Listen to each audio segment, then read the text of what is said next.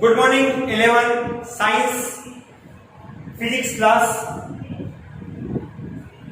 जिसमें आपके पास lesson number 1 का आज हमारे पास फर्स्ट टॉपिक है प्रकृति के मूल पर। स्टूडेंट्स, यदि मैं लेसन 1 की बात आपसे करता हूं तो लेसन नंबर 1 में केवल पढ़ने लायक एक ही टॉपिक आपके पास रहता है, प्रकृति के मूल पर। इसके अलावा वैज्ञानिक जीवनियों के बारे में बताया गया है। आप इस लॉकडाउन के दौरान आप फ्री बैठे हुए हैं, थोड़ा आप उसको पढ़िएगा। केवल उसमें ये बताया गया है कि किस तरह से वैज्ञानिकों ने नई नई खोजें की और उन नई नई खोजों को किस तरह से उन्होंने अपने प्रयोगों के आधार पर प्रदर्शित किया। हम यहाँ पर हमारे पास जो इम्पोर्टेंट पार्ट ऑफ फिजिक्स हमारे पास है प्रकृति के मूल पर। मूल मतलब इंपोर्टेंट फोर्स ऑफ नेचर, जिसके बारे में हम आपको आज यहाँ हमारी इस वीडियो में पार्ट नंबर 1 में पढ़ाएंगे। प्रकृति के स्टूडेंट्स, प्रकृति में मुख्य बलों की संख्या 4 होती है। हम ये कहते हैं प्रकृति में मुख्य बलों की संख्या 4 है। ध्यान रखिएगा स्टूडेंट्स, 4 बल आपके पास प्रकृति में मुख्य बल है, जिसमें नंबर 1 के रूप में आपके पास होता है गुरुत्वीय बल, जिसको गुरुत्वाकर्षण बल के नाम से भी जाना जाता है। नंबर 2 के रूप में आपके पास है स्थिर वैद्युत बल, या आप इसको वैद्युत बल भी कह सकते हैं। नंबर 3 आपके पास है जिसको हम नाभिकीय बल कहते हैं, और नंबर 4 आपके पास है स्टूडेंट्स दुर्बल या क्षीण बल। क्षीण मतलब कमजोर, दुर्बल या क्षीण बल। स्टूडेंट्स, मैंने यहाँ पर आपको चारों बल जो कि प्रकृति के मुख्य बल है उनके बारे में लिखा है। नंबर 1 के रूप में गुरुत्वीय बल, नंबर 2 के रूप में वैद्युत बल, नंबर 3 के रूप में नाभिकीय बल और नंबर 4 के रूप में है दुर्बल या क्षीण बल। स्टूडेंट्स, मैं अपनी वीडियो को आगे बढ़ाने से पहले आपको इस बात को जरूर बोलता हूं कि आप इनको अपनी फेयर कॉपी पे भी लिखना प्रारंभ कीजिए, ताकि लॉकडाउन के दौरान आपका समय, जब आपकी ऑफलाइन क्लासेस स्टार्ट हो, आपका समय बचे, आप आगे अपने सिलेबस को और कंटिन्यू कर पाए। इसके लिए आप अपनी नोटबुक में इनको लिखने की कोशिश भी कीजिए और याद भी कीजिए। चलिए स्टूडेंट्स, हमारी वीडियो को हम आगे बढ़ाने के पहले हम यहाँ पर थोड़ा सा डिस्कशन दोबारा करते हैं। प्रकृति के मुख्य बलों की संख्या 4 होती है, जिसमें नंबर 1 गुरुत्वीय बल, नंबर 2 वैद्युत बल, नंबर 3 नाभिकीय बल, नंबर 4 दुर्बल या क्षीण बल होता है। स्टूडेंट्स, हम सबसे पहले गुरुत्वीय बल के बारे में पढ़ेंगे।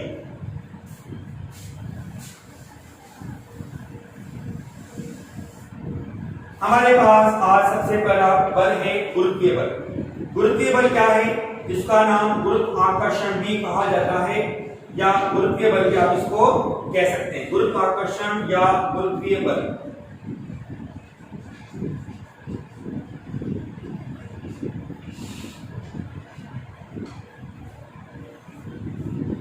स्टूडेंट्स, हम गुरुत्वीय बल गुरुत्वाकर्षण, जैसा कि आप जानते भी होंगे कि गुरुत्वीय बल या गुरुत्वाकर्षण बल के खोजकर्ता न्यूटन है, आइजैक न्यूटन, जिसके रूप में अपन कहते थे कि न्यूटन कहता है कि हर एक वस्तु पृथ्वी की ओर आकर्षित होती है। हर एक वस्तु मतलब कोई भी वस्तु को जब आपने अपनी सतह से ऊपर से छोड़ा, धरातल से, तो वो क्या होगा? वस्तु पृथ्वी सतह की नीचे की ओर स्थानांतरित होती है अर्थात नीचे की ओर गिरती है। इसे न्यूटन ने अपने नियम के रूप में प्रदर्शित किया। कैसे? मैं चित्र बनाता हूं आपको। यहाँ पे मैंने कहा कि 2 द्रव्यमान कण मेरे पास है, 1 और 2। ये 2 द्रव्यमान कण मेरे पास है, जिनके द्रव्यमान है m1 और m2, जिनके मध्य की दूरी है r के रूप में। तो इसमें न्यूटन कहता है कि इनके मध्य लगने वाले आकर्षण बल का मान दोनों द्रव्यमानों के गुणन के समानुपाती, अर्थात F प्रोपोर्शनल m1 m2 व इनके मध्य की दूरी F प्रोपोर्शनल 1/r स्क्वायर होती है। अतः हम ये कह सकते हैं यहाँ पे कि F प्रोपोर्शनल होगा m1 m2/r स्क्वायर, या हम इसको कह सकते हैं F बराबर होगा capital G m1 m2/r square. Students, ये न्यूटन के गुरुत्वाकर्षण बल का आवश्यक सूत्र बनता है।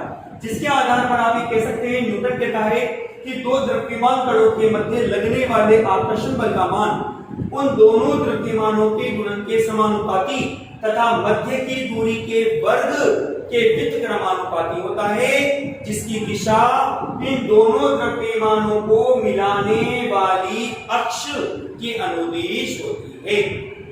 हम कह सकते हैं F प्रोपोर्शनल होगा m1 m2 upon r square, या F बराबर होगा G m1 m2 upon r square. Students यहाँ जो G आपने लिखा है G, इसको हम कहते हैं सार्वत्रिक गुरुत्वीय नियतांक, सार्वत्रिक गुरुत्वीय नियतांक के नाम से इसको जाना जाता है। यहां ध्यान रखिएगा स्टूडेंट्स, जहां तक मेरा मानना रहता है सार्वत्रिक सभी जगह, इसका मतलब ये होता है कि आप ब्रह्मांड में कहीं पर भी चले जाइए, इस पृथ्वी पर कहीं पर भी चले जाइए, सभी जगह गुरुत्वीय नियतांक का मान आपको एक समान ही लेना है। और गुरुत्वीय नियतांक का जो मान होता है G बराबर 6.67 इंटू 10 की घात माइनस के 11 newton into metre square upon kilogram square होता है। ये इसका मात्रक है 6.67 इंटू 10 की घात माइनस 11, यह इसका आंकिक मान है स्टूडेंट्स, आंकिक मान जो कि एक नियतांक के रूप में आपके पास प्राप्त रहता है। स्टूडेंट्स ये आपने पढ़ा गुरुत्वीय बल अर्थात गुरुत्वाकर्षण बल के बारे में। अब इसकी कुछ विशेषताएं हैं स्टूडेंट्स, जिसको आप अपनी नोटबुक में नोट भी करेंगे। विशेषता नंबर 1 के रूप में मैं आपको बोलता हूं यहाँ पे विशेषताएं, जिसके बारे में हम आपको यहाँ बोर्ड पे लिख रहे हैं। नंबर 1 के रूप में मैंने आपको कहा कि यह बल केवल आकर्षण प्रकृति का होता है, केवल आकर्षण प्रकृति का होता है।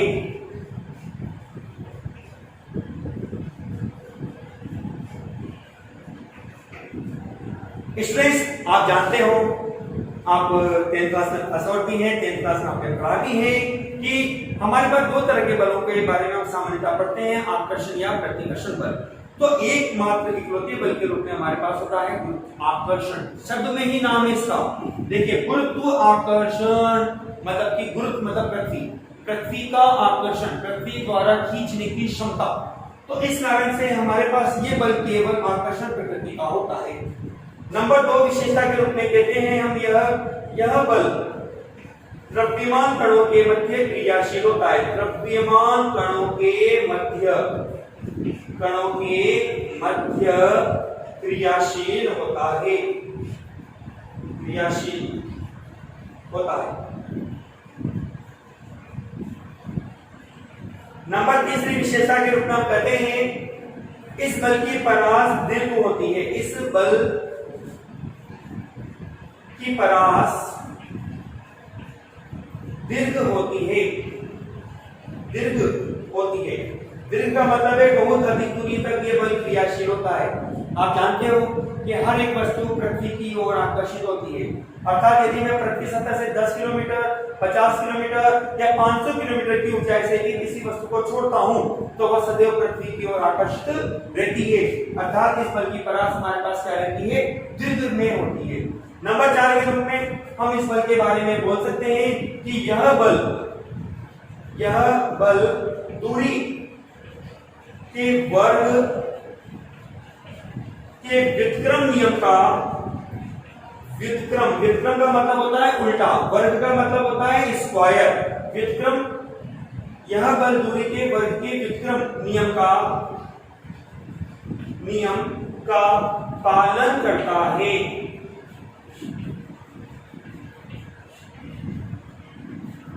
नंबर 5 के रूप में जैसा कि अभी मैंने आपको कहा है कि यहाँ गुरुत्वीय नियतांक आपको प्राप्त होता है और जिसको आपने नाम दिया है सार्वत्रिक गुरुत्वीय नियतांक, सभी जगह एक जैसा। इसका मतलब हुआ कि यह बल माध्यम की प्रकृति पर निर्भर नहीं करता। हमने इसको अपनी लैंग्वेज में लिखा, यह बल माध्यम की प्रकृति पर निर्भर नहीं करता।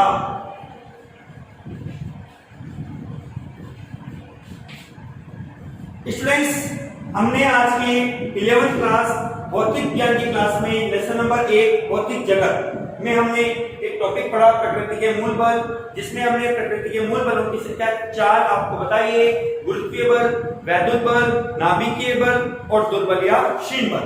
जिसमें हमने आज सबसे पहले गुरुत्वाकर्षण बल या गुरुत्वीय बल के बारे में पढ़ा, जिसमें हमने कहा दो द्रव्यमान कणों के मध्य लगने वाले आकर्षण बल का मान दोनों द्रव्यमानों के गुणन के समानुपाती और उनके मध्य की दूरी के वर्ग के व्युत्क्रमानुपाती होता है।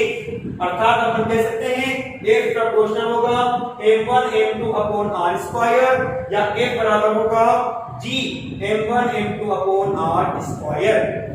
स्टूडेंट्स यहाँ G एक सार्वत्रिक गुरुत्वीय नियतांक कहलाता है। मैंने जैसा भी आपको बोला है, सार्वत्रिक मतलब सभी जगह एक जैसा, जिसका मान आपके पास होता है 6.67 into 10⁻⁻11 newton into metre square upon kilogram square.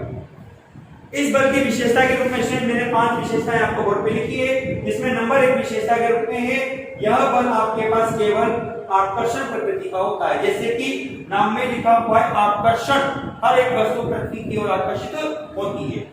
Number 2 के रूप में अपने कहा कि यह बल द्रव्यमान कणों के मध्य क्रियाशील होता है।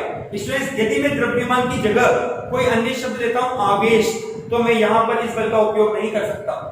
ठीक है, मतलब जिस कण में जिस वस्तु में द्रव्यमान होगा वहां पर आप इसका उपयोग इस फॉर्मूले की सहायता से यहाँ पर आप इसको अप्लाई कर सकते हैं। नंबर 3 के रूप में हमने कहा इस बल की परास दीर्घ होती है। दीर्घ का मतलब है बहुत अधिक दूरी तक भी यह बल क्रियाशील होता है। नंबर 4 हमने कहा यह बल दूरी के वर्ग के व्युत्क्रम नियम का पालन करता है। व्युत्क्रम वर्ग नियम आप देखिए, बटे में आपको एक संख्या मिलती है 8 स्क्वायर। 8 दूरी है, स्क्वायर वर्ग है और व्युत्क्रम मतलब बटे में संख्या का होना। यही दूरी के वर्ग का व्युत्क्रम नियम कहलाता है। नंबर 5 यह बल माध्यम की प्रकृति पर निर्भर नहीं करता। अर्थात यदि मैं दो द्रव्यमानों के मध्य अलग अलग माध्यम रखता हूं तो मेरे पास बल का मान एक जैसा ही प्राप्त होगा। जैसे मैंने पानी रखा तो मेरे को बल का मान मिला, मान लीजिए 2 न्यूटन मिला। मैंने पानी की जगह लकड़ी रख दी तो भी बल का मान मुझे 2 न्यूटन ही मिलेगा। लकड़ी की जगह मैंने मान लीजिए कोई और चीज रख दी तो भी बल का मान मेरे पास एक समान ही रहेगा। ठीक है स्टूडेंट्स, इस तरह से आज हमने प्रकृति के मुख्य बलों में से एक बल के बारे में पढ़ा। हमारी अगली वीडियो में हमारे पास प्रकृति के नंबर 2 बल के बारे में हम आपको पढ़ेंगे। स्टूडेंट्स, आई होप वीडियो आपको अच्छी लगी होगी। वीडियो को आप पूरा देखो और अपने नोट्स को अपनी फेयर कॉपी में लिखिए ताकि आपका टाइम ज्यादा से ज्यादा बच पाए। ओके, आप इसका स्क्रीनशॉट लेके अपनी फेयर कॉपी में लिखना स्टार्ट कीजिए ताकि लॉकडाउन के बाद जब आप अपनी क्लास को कंटिन्यू करते हो तो आपका टाइम सेव होगा, आप आगे कंटिन्यू स्टडी कर सकते हैं। Thank you students.